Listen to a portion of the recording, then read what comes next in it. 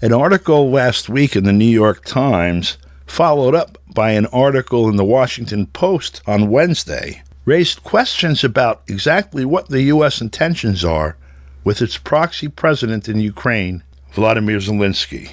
The Times article refers to a rift in the Ukrainian leadership between the president and the head of the military. That theme was also repeated by the Washington Post article, which refers to war frustrations giving rise to a stalemate on the battlefield. Both of these follow an article in Time magazine earlier this month that refers to Zelensky as being somewhat delusional in thinking that his country can beat Russia on the battlefield. For more on all of that, we go to Moscow to speak with analyst Mark Sleboda. Mark, welcome. Okay, Don, thanks for having me. People paying attention to the conflict, right? What is being printed on Ukrainian social media, Telegram channels, on Russian media, right? That there is a rift between Zelensky and Zaluzhny, right? Between the Kiev regime's political leadership, the quote-unquote president, and their top general, the commander-in-chief Zaluzhny. And this time, even the New York Times is admitting it. Article this week, Zelensky rebuke of top general signals rift in Ukrainian leadership. The presidential office said General Valery Zaluzhny's declaration that the war is at a stalemate was helpful to the Russians. Right. So what this is about is a little over a week ago in The Economist, Zaluzhny had an op-ed published and did an interview where he said that the war is a stalemate and what he needs to win the war is future miracle wonderwaff technology that doesn't exist yet, like drones that catch other drones in nets and plasma bore drilling machines that will allow him to tunnel underneath Russian defenses and these other things. It was a crazy op-ed. He also admitted that he needs basically the Russian military. He needs superior electronic warfare, superior air defense, which he also admits that Russia has. So what he said he needs is the Russian, or he needs future miracle wonder weapons, and he needs Russia's army to win the war.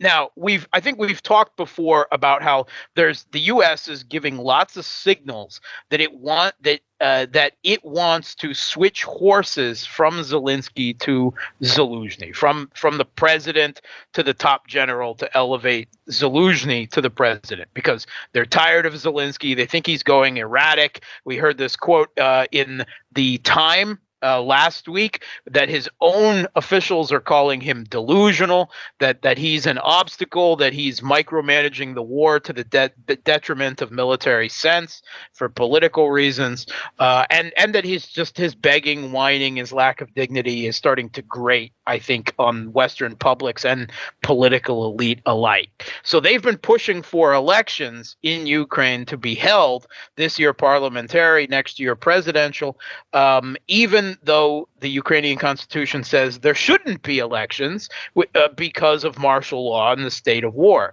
which actually makes sense. It's kind of crazy to hold elections not only when you don't control some 20% of your own country or more, but also when you've banned all the real political opposition in the country. More than 15 opposition parties, banned all critical media, conducting a pogrom against the largest church. I mean, under those conditions, elections are a joke anyway, right? Well, but just I want to point out, in the United States, both during the Civil War in 1864 and during World War II in 1944, we did in fact hold elections.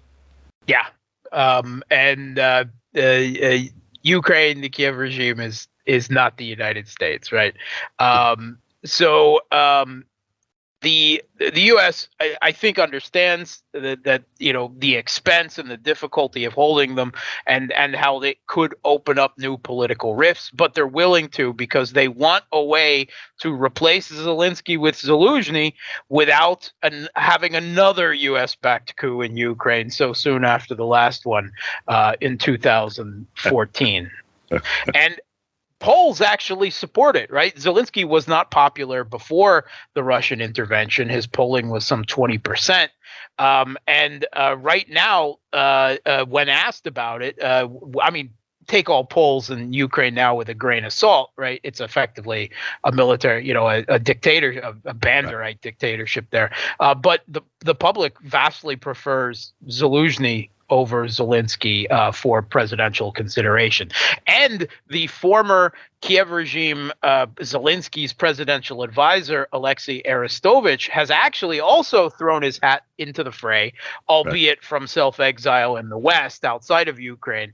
And he's actually talking peace, which Zaluzhny is not, because he says, we lied to you before, but we're not. But I'm not. I lied to you before, but I'm not lying to you now because we need to survive. Which is, I noticed this. I was preparing an article for something yesterday. So you have the coup in February of 2014. Poroshenko is elected, quote unquote, in under the coup regime, and he was one of the engineers of the coup on that, the Ukraine side. He conducts the war against the East. And then in 2019, when he runs for re-election, he loses like 3-1 to Zelensky, promises peace, and then conducts a war. Yeah, and Zelensky's approval ratings went from 70-some% immediately after his election to down to the 20s. Why? Because he didn't bring the war to an end. Which means that's what the people. This is, by the way, the people in the West. Yeah, the nationalists, right? They want this war, but ordinary Ukrainians, not so much. And they understand the Donbas. They understood the Donbas and Crimea and the like. So anyway, the Zelensky administration, right? Zelensky and particularly his gray cardinal, powerful chief of staff Yermak, they understand what the U.S. is trying to do, and they're trying to stop it, right? First of all, this week, Zelensky declared there will be no elections in Ukraine, period. Whether the West is asking us to or not until the conflict is over. Second, they've opened several investigations and some other political maneuvering that would seem destined at their logical conclusion to tar Zaluzhny. Then after Zaluzhny did this op-ed in The Economist last week, the Zelensky's office, right, the office of the president, directly rebuked him. They censored him. They said he should not have said this. We don't agree with this. He should not have said this. He's aiding Russia. He's panicking our allies, right, and so forth. Then they Zelensky fired one of Zaluzhny's top generals, one of his top deputies, General Viktor Horyenko, who is Ukraine. He was the head of the Kiev regime special operation forces, and the U.S. military liaisons, right, the U.S. military officers in the country, they say, we're surprised by this. This came out of nowhere. We liked working with him. He was a good guy. He knew what he was doing. Why'd they get rid of him? All right. Why? Political. Then this week, we have practically open warfare. Another one of Zaluzhny's top deputies and his close personal friend, right, Major Gennady Chastyakov, was celebrating his birthday. He had received a gift bag with a box inside. Now, there's different accounts of exactly what the details are here, but the box contained some grenades. Some German grenades, actually. Now, also some alcohol. Now, there are some that say that the grenades were just in there. Other accounts in the Ukrainian media and comments by Zaluzhny suggest that they were actually novelty gifts, right?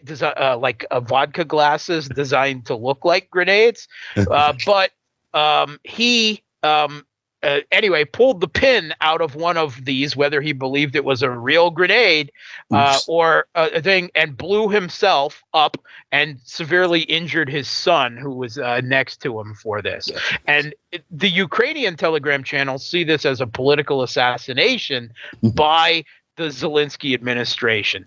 So this may be open warfare between the political and military leadership of Kiev. It's that close. And the New York Times is calling it a rift. So we're going to have to keep following this, and hopefully it doesn't pop off between now and next week when we speak again, Mark. Thank you so much for your time. Thanks for having me. For KPFK, I'm Don DeBar.